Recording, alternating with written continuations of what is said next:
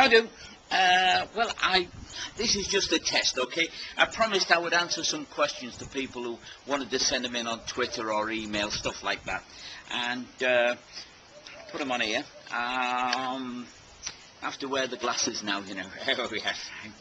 You have to, you know. It's the age thing. So how old is Harry Potter? He wears them. Anyway, right.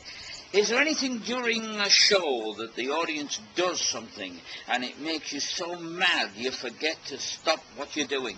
I don't actually get very mad. I've sometimes had to act like I'm angry because people can take friendship too far backstage or technically, you know, and oh, well, Paul's all right, he won't mind.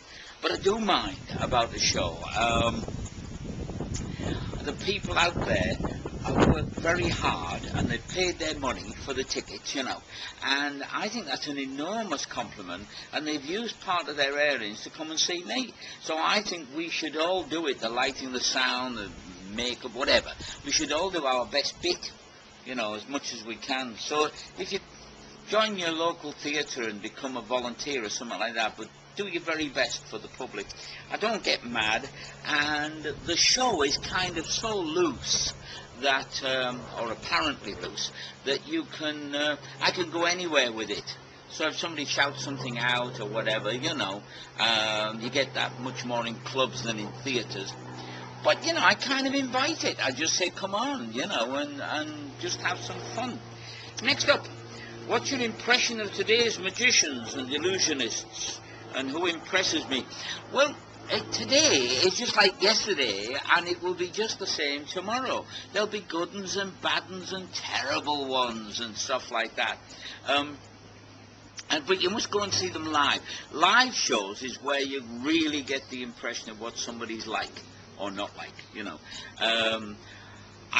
Most of the guys working in Vegas I like, because I like comedy. I love Matt King, who's at Harrah's. But I like going to see all shows, plays, musicals, all kinds of theatre, because that's where you learn this business. You learn watching other people. Just the other night I was watching Donny and Marie Osmond, and if you're very, very young, you'll have to look them up. But they put on a great show, and sometimes people don't have to be star names, and it's still a good show. So that's that, I hope. This.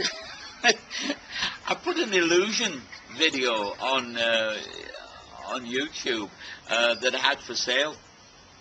It's an idea I had some years ago, and people keep saying, where do we write? Where do we write? Watch the whole video. The address is on the end and on all that. And there's a good one here, and it says, I want one. I bet it costs a fortune. Yes. A couple of things there.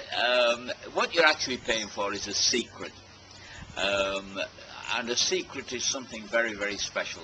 And you should keep it to yourself. Remember how much you paid. But also remember this, magicians, all right? No matter what you paid for a card game. I mean, I once paid £1,000 for a card game, okay? And it cost me £1,000 the first time I did it. But the second time I did it, it only cost me 500 quid per show. And, you know, and I've done it quite a few times since. So now, if I've done it 100 times, you know, it's only a tenner a show. And that's how I think about magic and the cost of it. So maybe you should think the same way. Was I ever a fan of Mrs. Merton? Yeah, I'm going to close these questions today with this one. Yeah, I loved Mrs. Merton. I thought, what a great character.